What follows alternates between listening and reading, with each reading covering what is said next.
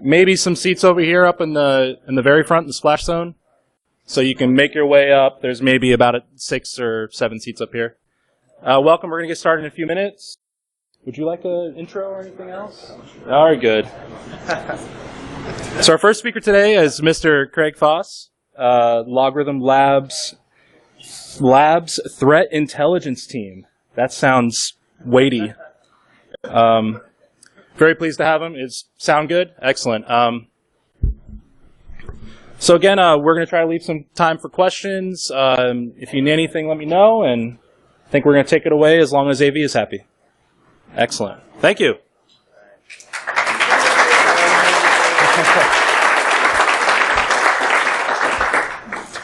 All right. You guys hear me okay? All right. Well, thanks for coming. Let's get started. So, my name's Greg Foss. I'm a senior security research engineer. There we go. Better? All right. So, I'm a senior security research engineer, Logarithm Labs. I do a lot of research on various things. One of the things I did recently was some wireless testing. And so I'm traditionally a web application pen tester. So my approach here is going to be kind of different than traditional wireless hacking. So that's kind of what the whole talk is based on. So about a year ago, I wrote a blog post called Xfinity Pineapple. And this got some people interested in this because it's, the reason I put this out there was I thought it affected the general population more than this vendor specifically. Because this is access points stood up in everyone's home that people can join and essentially use to do whatever. I mean, granted, you do have a Comcast account when you're using it, right? But the way these things are set up makes it super easy to clone them. And same with tons of other access points and tons of other captive portals out there. So that's essentially what we're going to dive into today. So first things first, pretty much everything I'm going to talk about is illegal, so I'm not liable for what you do after this talk. So right here is the rules against like wireless piggybacking, stuff like that. I'm also not a professional wireless security person, so I do a lot of pen testing and security research, but not all focused on wireless. So, take what I say with a grain of salt, especially when it comes to legal terms, because I'm definitely not a lawyer either. So, with that, we aren't going to really have time to go into wireless basics, so like, 802.11, web cracking, WPA, all that stuff. We're not going to really have time to touch on this. So, the agenda for today is what we're going to be talking about. First, how to get free Wi-Fi, get free internet access through basic captive portals. And then, access point cloning. What are ways to easily clone and weaponize captive portals for easy and rapid deployment so that you can attack users and companies and things like that? And then, client attacks. We're going to go to the next stage. What do we do after we've actually popped an access point or gained access to an access point? Attack clients. And then, we're going to have some fun with man-in-the-middle attacks. All right, so first, free Wi-Fi. The thing with free Wi-Fi is it's essentially everywhere. So, I mean, there's not really even much point in talking about it unless that's not the goal. Unless your goal isn't to just get to the internet, right? Maybe you want to attack a user on a certain network or something like that. But there are lots of ways to bypass basic captive portals out there. Cool thing is sometimes if you just use Tor or VPN, some of these captive portals will just allow those ports. The only things they block are 80 or 443 until you authenticate, which is funny, but it actually works. You can also try appending a .jpeg or .png to the end of your strings, and it'll try and render it as an image. A lot of captive portals still allow this through because they go and pull images from other sites to serve on their captive portal. Look for open redirect flaws. This is where we're getting into the web application. And iframes, because you can use these to browse other pages from within their captive portal. So you can just browse the captive portal and look for like an open redirect and actually redirect to a page you want to go. And you just keep using that to view pages. Or find an iframe and just change the client-side code. Sometimes this stuff just works. And then tunnel over DNS. This is my favorite because it always works. Because they never block DNS because they want you to be able to look up servers. So if you just set up a server at home and then have it set up over DNS, then you can actually get to it usually. So it works really well. And these same tricks work if your ISP actually suspends your internet access, which is really cool. So say some of them have like a time limit or something like that, you can use these tricks to get around that. So on time-limited access points, there's a lot of ways that you can get around these. So one of the easiest ways is just change your MAC once the time runs out. Super simple, because that's mainly the only identifier that they use. So super simple. Or you can go and attack users that have paid for access already. So you can actually deactivate existing clients or deny service to that access point to knock everyone else off. And then just sniff their MACs and use those to gain access and just keep them off, which it'll piss them off, but then you get free internet access. Couple tools to do that. Air Replay NG and AirDrop work really well for deauthentication. MDK3 stands for Murder, Death, Kill. Really cool tool. Both of these are great if you have some hosts offline. But yeah, just essentially sit there and sniff the MAC address and wait for the user to go idle, and then modify your MAC and IP to match. So you can do this to not really tick people off, but wait for them to go idle so they aren't actually using the internet actively. And so you can wait for that so they won't be, immediately that you're actually riding on their session. The really cool thing, anyone who's ever done anything with wireless, definitely heard of Josh Wright.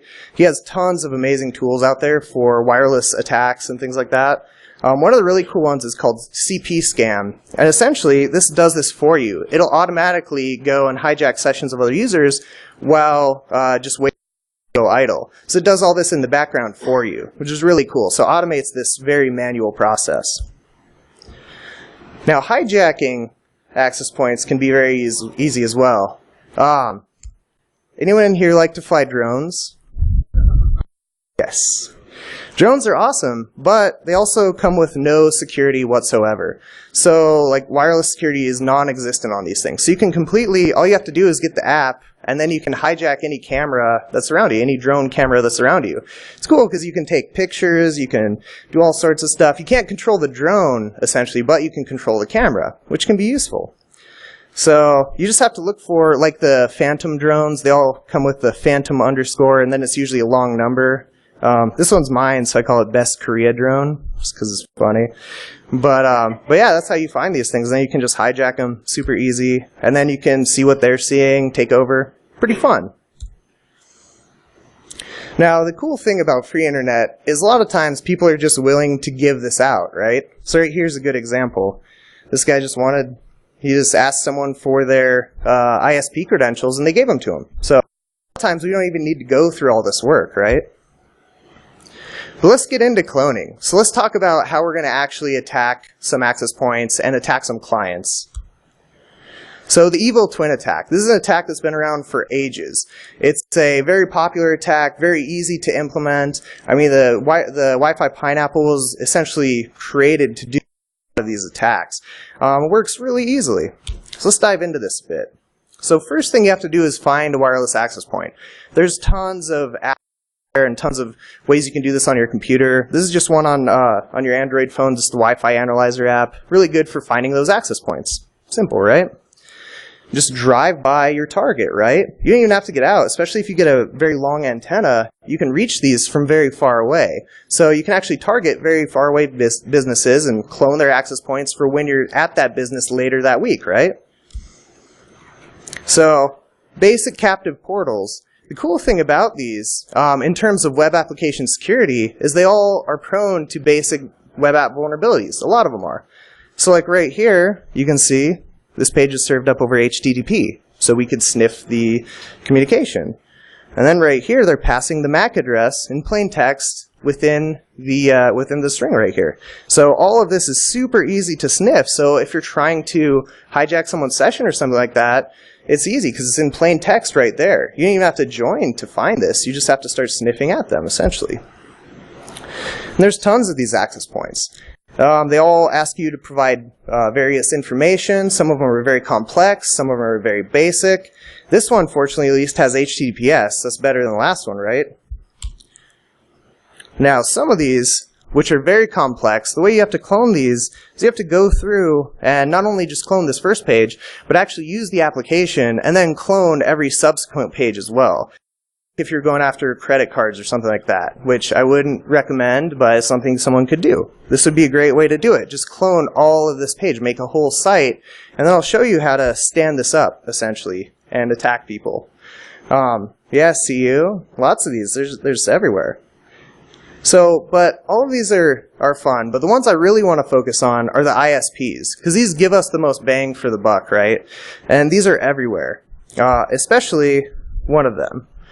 This happens to be Xfinity. This is their map of Denver, and it's essentially just everywhere. These are the Xfinity Wi-Fi home networks that are available. So these are the ones that are bridged off of access points that people own or rent from Comcast, and they bridge these access points off of their existing network. So this is essentially a map of that, and this is why I went this route, because it's such a wide attack surface. So how do we do this, right? What are the steps to clone and weaponize access points? Pretty simple. Connect, wait for the splash page to come up, close the splash page, open it in your browser. Visit some random page. Usually HTTP works better than HTTPS, just based on the captive portal. But then when the splash page comes up, clone everything, download the whole page, and then use subsequent pages, and then clone those as well. Just download them. So once you get all the content, you also want to change your user agent string and do the same thing. So you want to change it to like an iPhone or an Android or something like that, so you can get the mobile versions as well. And we want to do some dynamic redirects based on what the user clicks and everything like that. And then replace the form processor. This is the key part, and I'll show you guys the processors we use. But essentially, once you switch out the form processor, then instead of, passing them through or whatever it originally did, you just log their credentials and then pass them through to whatever you decide to send them to next. And then modify the HTML of the page to point to your new form processor. Simple, right? And then deploy the captive portal. And we'll talk about all the ways you can deploy this shortly. And then once you deploy this, you want to set up IP tables in a way that once people authenticate, they'll be passed through transparently. And I'll show you how to do that as well. So here's a basic cloned access point. So this is the mobile version here. Here's the standard version, desktop version. And so this is just one of the basic Xfinity Wi-Fi captive portals.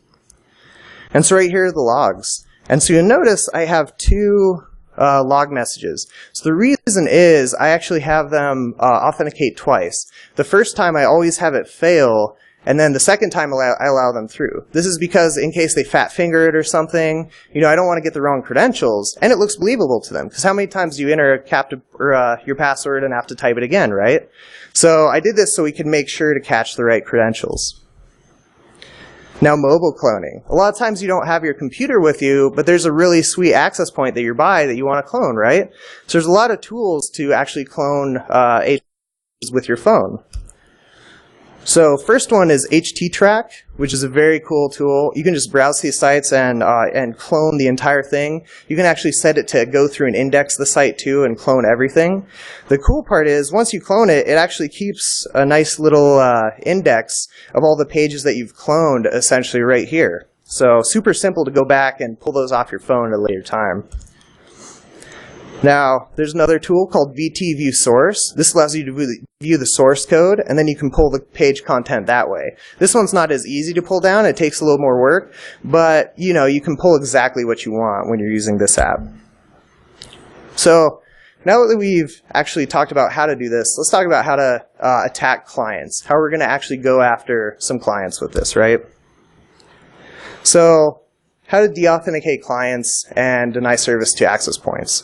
So air replay ng, we talked about this earlier. Just basically pass the deauth flag at the access point you're trying to deauth users from. File to air, another tool by Josh Wright. Really cool tool to drop connections essentially. And then spoof the access point MAC. Good way to essentially do that. So spoof it. So once you knock off the real access point, you want users to connect back to you. So take out the real one, set up your fake one, and then have everything pass through your computer. Essentially what we're doing here. And then MDK3 as well. So essentially, this is what we're doing. Now there's a really cool tool that I found a while ago out on GitHub. It's by Sofron, I believe. So Wi-Fi Fisher is a really cool tool because it does all the things we just talked about in an automated fashion. So you can go through, kick clients off, stand up a fake access point, all that good stuff, very automated, which is really cool. And so essentially, this is what we're looking to get, right? So here's our little pineapple. This is a typical method to deploy this. So essentially, first method, Wi-Fi Pineapple. This is a great tool, and you can actually go buy one. I think they have the Hack5 shop upstairs. So yeah, you should totally go get one of these. They're awesome. They're really fun. It makes these type of attacks really easy to deploy and see through to the end, essentially. But there are some caveats to it. There are some tricks that I found that you have to implement within captive portal spoofing specifically to get them to work on the Wi-Fi Pineapple. And so I'll go over those right now. So the first thing you need is a generic splash page. So what we do for that is we just have this basic splash page, and all it is a redirect. It just redirects the destination on the pineapple where we posted the real code. And so I do this because we're deploying different captive portals all the time. So I want to make a bunch of different folders. So right here we just make a directory, and so we just put each different company or whatever we're cloning in this directory. And so whatever pen test you're on, you can redirect them dynamically depending on the use case. So that's just why I like that, that configuration. Now the landing page, this is essentially whatever page you just cloned, but there are two pieces of code that you'll need to get this to work on the pineapple. The first of which is this JavaScript up here. So this JavaScript, essentially, all this really does up here is it grabs the auth target variable. And so we need the auth target variable to be passed through because the Wi-Fi Pineapple uses no-dog splash in the back end, and so it needs the auth target to know where to direct users to and to know that, you know, once it's passed this variable through, that they're actually allowed through and they can browse to the internet, right? So the other piece you need is you actually need to gather the auth target variable within the form itself so we can pass it through. So right down here we just include this little script tag, and essentially we just include that auth target variable within the script tag, and then we pass it through. So, and this is just within our basic index page for the pineapple. And then the form processor. So for the pineapple, this is essentially the backend for what we're going to be passing the users to after they authenticate, right? So we're going to take their credentials, and we're going to add them to this auth.log file, or whatever you decide to name it. So all we do is we just write all the post variables to that. The nice thing about that, just with taking all the post variables here, is that we don't have to modify this form processor depending on what captive portal we use. We can take any captive portal, and this form processor will work with that. So it's kind of basic, just set up in that way for that reason. And so once you have all this ready, you want to push it up to the pineapple. So, you know, SSH in, make a new directory, make sure you have enough space to store this there, and then push up all your code, right?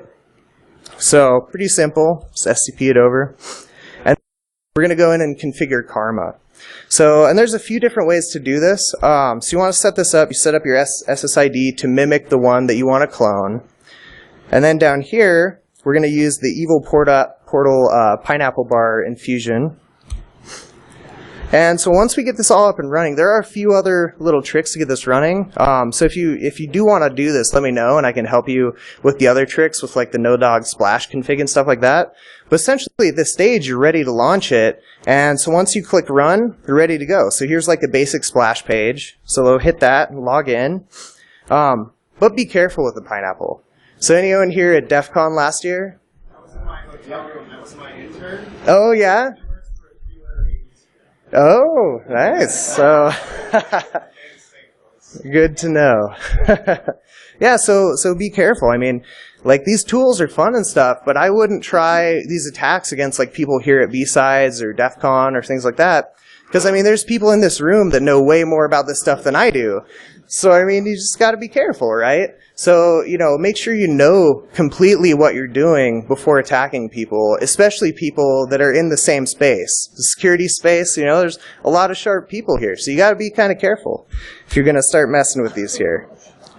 So, so the pineapples, pretty easy to set up. You can also do this on an existing router. So the cool thing about this, what I like about using a normal router, is cloning like one of the ISP pages or something like that looks very believable because it's there. And so it's just sitting there all the time. But that's also a downside, because if that's found out that it's fake, you could be in some trouble. So just be careful. The way to do this on an existing router, the method I've used is just to deploy DDWRT, and then essentially deploy no cat splash in there. Essentially the same thing as no dog splash, just a different, I think it's like the vendor version of it or something like that. But essentially, once you have this deployed, there's a basic configuration page which allows you to configure hotspots. So there's a bunch of different ones. So this is the Buffalo DDWRT build right here. So you have Sputnik, hotspot system, Wi-Fi dog, Chili spot. I haven't used these other ones. I've used this one, but I haven't tried these other ones. But a lot of options here. So the way this works is you just do the same sort of thing. You just where you want them to direct to. And so this, it doesn't actually pass them through, because they could actually browse the internet right from hitting here, but since they're hit with an authentication page, they might actually enter their credentials. But it doesn't lock them down in the way you can do with the Pineapple. So one of my favorite methods, though, is using your laptop and just set up a hotspot right from here. So all you need is like an external alpha wireless card or something like that. And then you can deploy these things very easily, like set your computer up, in your backpack or something like that when you're walking around, or hide it somewhere. Get a really big antenna, and then it works pretty well. You'll catch a lot of flies that way. So the way to do this is actually use Kali Linux. And Kali, once you get someone going through your box and you're running Kali, you can do anything to them. Like Pineapple has a lot of really cool tools, but Kali has like tools. So you can do so many cool attacks once people are connected to you, if they connect into your actual system. So pretty fun. So one of the tools I used to do this on Kali Box is called PwnStar. A really cool tool. It's by Silver Fox. Awesome tool. And essentially it streamlines this whole process. So by default, this is the landing page it comes with. It's this standard Google authentication page, which, it might trick some people, right? It might trick grandma or something like that. But what we want to do is we want to replace this. We want to make this something more realistic. So this is one, I actually worked for Logarithm, and so what we did, we actually stood up one of these attack training exercises for our employees at one of our big events. And so we hid about 4 Wi-Fi pineapples throughout the event center and set up these fake captive portals, and got our salespeople to log into them. It was fun. The key, though, if you're going to do something like this, it's not to call anyone out or make fun of them or anything like that. Even though they are salespeople, we don't make fun of them. But it's to train them, to show them these kind of attacks are very real, very easy to deploy, and they could be deployed anywhere. I mean, I'm guessing right here at B-Side, some people are probably running some fake APs. I'm willing to bet. But it's fun, too. It's fun doing this stuff. So how's this work, right? Let's see the back end of essentially this attack using PwnStar.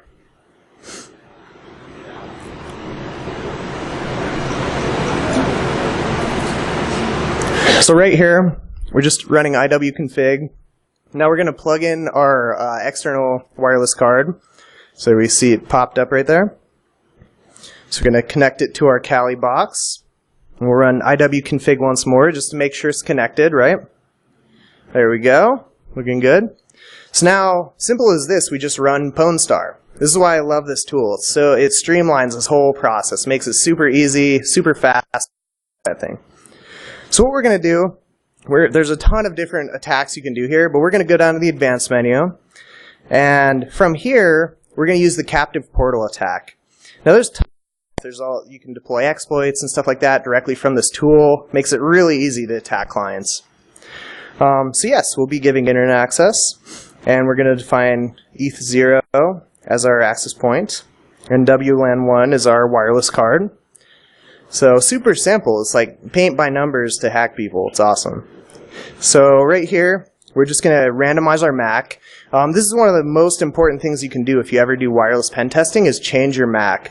We catch people all the time because they don't change their MAC. So it's a very, very common thing that people just over. So right here, we're just setting all the variables. We're getting our IP. We just set the access point channel. And now we're going to do the bullseye attack. So the bullseye attack is where we're going to spoof one access point. These other ones, like black hole, we can spoof all of them. Both, we can spoof all of them and have our one access point that we stood up. But we're just going to go for the one access point. And so we plugged in Xfinity Wi-Fi. That's the one we're going to be spoofing. And so now it's launching all the tools we need in the back end. So it's running Airbase, showing us all of our configuration settings. And so right here, we're going to choose simple. Now, by default, the simple hotspot looks like that one I showed a screenshot of earlier. But we actually replaced that with our new captive portal. So we just have it point there instead. And so there's a few configuration items in the back end with Pentesters as well. So if you want to set this up, just let me know and I can show you kind of some of those tricks. So essentially, we have everything running. Now we just have to set up our tools so we can actually sniff traffic once they're connected also. Because credentials are good, but we also want to see what else is going on. We want to capture other data. So start Ferret, start SSL strip, start all the good tools. Now I'm not going to tail any of these right now, because they're just going to write out and we'll look at those later. The one file we are going to tail is our log file. So the one that we regenerated for the captive portal we're standing up. So, looks like we're good to go. Now we'll just tail our logs and wait for some people to come and join our access point, right? So let's switch over to the client. I decided to do a mobile client for this one just because it's fun. I want to figure out how to record on my phone. So we've just joined this Xfinity Wi-Fi access point, right? So now we're connected. Now let's try and browse somewhere. I'm going to go to the DC303 page. If I could type it right. There we go. So there we go. There's our splash page. And so we got the mobile version. So you know this is working, right? And you can see it's going to our directory X and then our index page, our fake page. And say sign in, but it doesn't work, right? Invalid username. Yeah, it's totally believable. And then so they enter it again. Sure enough, they're allowed through now. And then we redirect them back to the real access point dropout page. So there we go. So now they're passing through our access point. I mean, simple as that, right? And now they can go back to their original page. So simple, right? So how's this look on the back end? So as we can see right here, we'll see some queries starting to run here. And essentially, this is all the apps on my phone's back end just calling out from the second I connected this thing. So you can see how much data your phone leaks too, just from this little demo. So right here, you see there's the Amazon calling out. Right there, they're trying to hit DC303, and they're getting redirected to this X directory, which is all of our cloned files, right? And so now you can see they've logged in one time. So there's their first attempt. And then log in one more time, and now they're passed through. Essentially all the way through the access point. So simple hack, but very effective. So now you can take this a step further. You can actually launch browser attacks and things like that once they actually connect through. And now that, I mean, we don't have too much time to go into how to do all of that, but you know, essentially, once you own their connection, you can do anything you want to them. I mean, look at like the dark hotel attack. This is how they deployed malware to targets that visited specific hotels. They own the access points. So you get a lot of potential once you own the access point. So now, the problem with bringing your computer around everywhere, though, to do this is it's big, it's bulky. It's, you know, it's a dead giveaway that you're up to no good. Like if I had my antenna hooked up right now, it probably wouldn't be taken too kindly. So, you know, you have to be aware of that. So the best way to get around that is actually use a BeagleBone or Raspberry Pi or something like that to combine the versatility of Kali Linux with the portability of something like a Wi-Fi Pineapple. So then you have that whole wealth of tools right there that you can deploy and hide very easily. So the one I just used a BeagleBone Black, and then just a basic alpha Wi-Fi card. And there's smaller ones that you can get now, so they can be even more stealthy. So once you set one of these up, this is kind of what it looks like. And you want to get creative with these things. You know, you can tape it together. You want to make it look like something that's supposed to be there if you're going to deploy this within some organization somewhere. And hide them somewhere where it's not too easy to find, right? So, next thing though, say you want to take it to the next step and actually do this from your phone directly. So, anyone here mess with NetHunter? Very cool. There's so much potential within NetHunter. You can essentially do all of these same attacks right from your phone. You can actually install PwnStar on NetHunter as well, so it works really well. The other option is also Pony Express. They have some really cool tools like the Pwn phone and stuff like that. They're actually even more extensible. You can do like Bluetooth attacks and stuff that are very cool from the Pwn phones. So, essentially, here's what it looks like. This is actually a few versions older, the splash page here. But you can essentially have PwnStar up and running on your phone. Now, when people connect through here, it's going to be pretty slow. So, you know, you're going for credentials, essentially, if you're going this route. But, you know, at least you got the credentials. Now, tons of other ways to do this. Lots of tools out there. Definitely check out the Pony Express guys. They have some really cool tools for deployment in this kind of scenario. Check it out. TP-Link access cards are very good as well. So definitely look into those. So now what about man in the middle? Now that we've covered kind of how to build these attacks, how to clone some web pages, how to actually do some stuff against clients, what about actually getting into man in the middle? How do we actually get usable data out of this, right? There's tons of tools out there for man in the middle. These are just a few of my favorites that I've listed here. But essentially, I mean, we could do a whole talk on just man in the middling traffic, especially once you own the access point. But the cool thing about captive portal-based access points, if you're after a client, you don't even need the captive portal to attack the clients. The captive portal just blocks you from accessing the internet. It doesn't block you from accessing other people's computers. And that's a big gap I've seen with companies we've talked to about this kind of thing, is they don't realize that, oh, you can actually access my system when I'm on this access point, even though you didn't authenticate to it. So I mean, it's a big target right there. So if you know someone's on an open access point, you don't even have to have credentials, just go after that person, right? Now, what about some fun with man in the middle? Anyone ever mess with Snapception?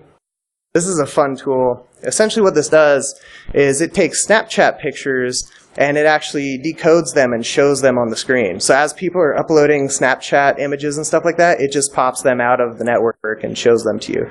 So it's funny because people think, oh, no one's going to see this, but you can right there. Love Thy Neighbors. This is a really fun project. This is also by Josh Wright.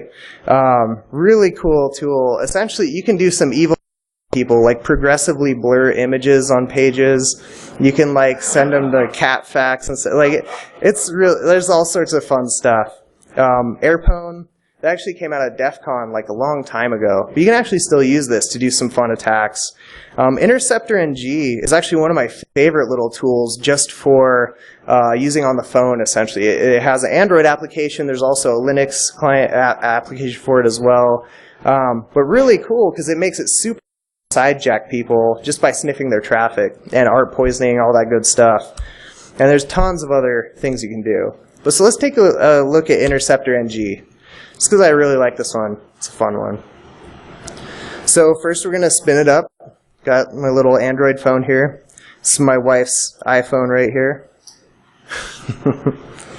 So right now we're just scanning the network. We're going to find the IPs.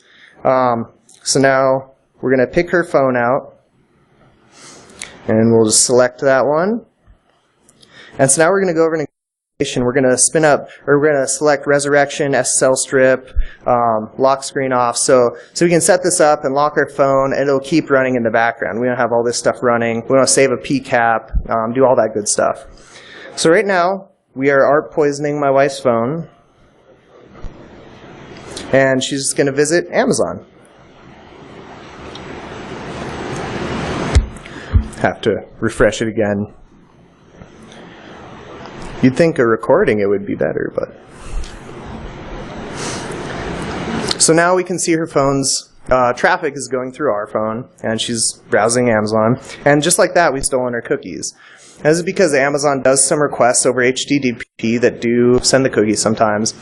You can see we're logged into her account. We just select it, and now we can log in. This is why I like Interceptor NG so much. So easy to use, super simple tool, very effective to essentially hijack session tokens.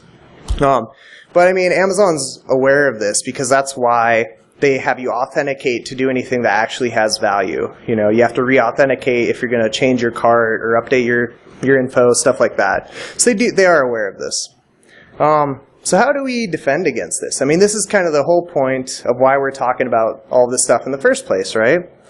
You want to try, like if you do have to use an open access point, you do want to try and VPN your traffic. You know, use a VPN, VPS, SSH port forwarding, something like that, so you're tunneling your traffic so it's not as easy for someone to intercept. But I mean, as you guys saw, the second you connect to an access point, you're already leaking info. So I mean, this isn't an end-all be-all.